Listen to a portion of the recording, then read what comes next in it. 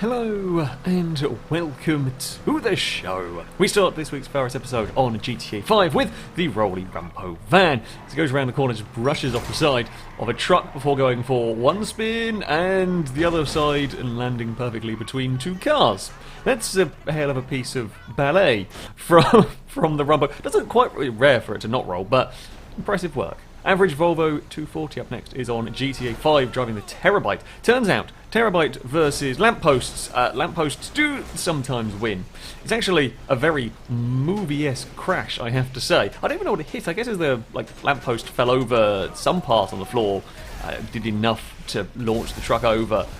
One hell of a spectacular flip, I have to say. Golden Piggy up next on GTA 5 has got the JB 700, testing out the new gadgets basically on the car, including the oil slick, trying to make the AI cars have a crash. Now, you know the sort of crash you would expect from this. However, an oracle decides to ignore all of physics. I mean, that is a movie-esque crash, but that's not the one you were supposed to do on an oil slick. Now, the next car that follows down, that makes sense. Don't know why the oracle decided it wanted to get launched. The Aston didn't leave a ramp for it, but apparently that's the crash. It's very spectacular. I would say gadgets worked, just not necessarily how expected. Pardoxia on GTA 5 is racing around the construction site, kind of a rallycross track that I like. Things go a little bit wrong for the Hermes though as it bounces across the track. Now it is rather hilly terrain around here, and it is a very low car and rather uneven terrain can get quite beached. In fact, very beached. It's not going to be going anywhere particularly quickly out of that section. Not the only one getting into trouble. Still on GTA 5 with one of the Formula 1 cars. Gets a little bit wrong around a corner, ends up clonking into a wall and is then, well, parked. And not only parked, perfectly balanced on the edge of the wall. You can shake the wheel from side to side, but the car's not going to move anywhere. It is very, very wedged. I mean, it's also slightly merged through the concrete, which doesn't particularly help matters. You can get in and out of the car. You're going to need a boopy gun, or you're going to need another car to push it off of that, let's be honest.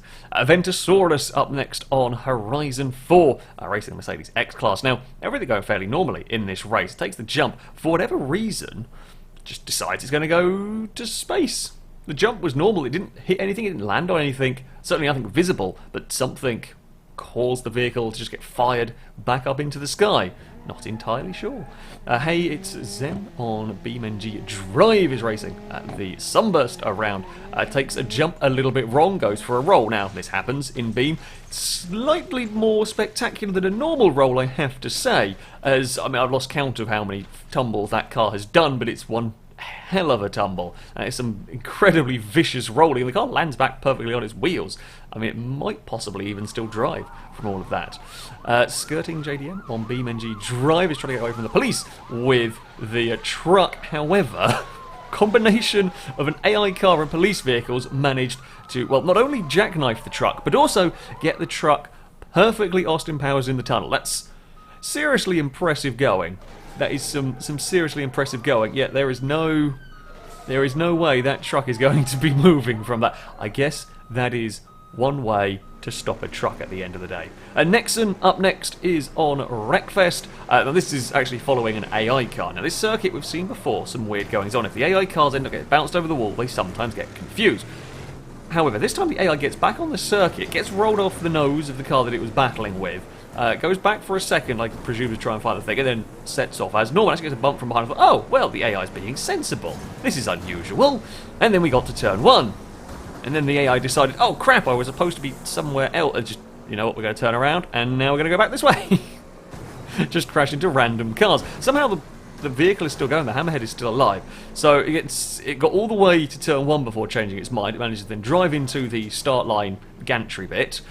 Thinking, is it maybe now going to figure out as it starts to turn itself back around? Okay, here we go. Now we're on towards the normal route. It does manage to drive straight in the wall. It has lost a wheel. Let's face it, the car is pretty broken. No, it's now changed its mind again. So twice it started making its way towards continuing a lap and then decided it's going to go back to, I guess, complete the bit of the circuit it thought it skipped.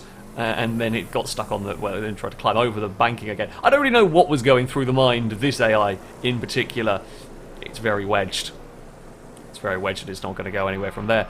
Blaze the Fox up next on iRacing, as this is from a VR, which is why the replay is a little bit funny, but a spin for 2 cars ahead turned one of the turned the Cayman into a launch pad, and this poor car, nowhere to go. It's not quite as vicious as the beam roll, but for iRacing and such an innocuous almost shunt, that is one hell of a roll for the poor Porsche.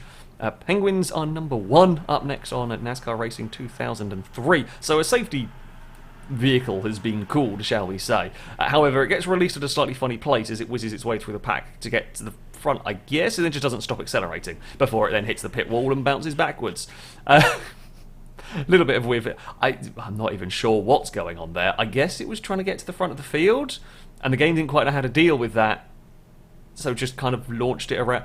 I'm not sure what the safety car driver was doing in all of this, but yeah, it kind of comes out of the pit lane. No, I guess it makes sense it doesn't have collisions with these stuff, but just keeps accelerating. It just goes mad going around here, and then doesn't have the I guess like the grip or probably the physics engine to deal with that sort of a corner, and then we're going to go back and be a normal truck again. Also, one of the AI cars hit the pit wall as well, you know, just for good luck. I don't know whether this vehicle had anything to do with it or not, but there we go. And finally, we have Steel Guns with what is a very, very experimental, it was 1950s VTOL aircraft, one of the early attempts at a VTOL aircraft. A very, very interesting contraption, that much is for sure. I actually have to go look it up to see if it was an actual real plane or not. It was, well, something along these lines was, certainly. The thing is, it's not quite going according to plan. The plane should be doing something right about now. I mean, it kind of is. For whatever reason, rather than taking off like this aircraft should, instead what it's done is, well, I mean, it's hovering.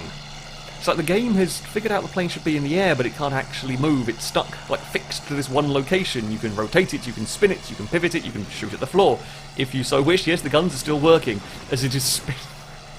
I mean, it's one hell of an unusual aircraft, that much is for sure, and it's apparently got some magical properties in all of this. Yeah, I'm gonna say, as far as flights go, this is not quite worked.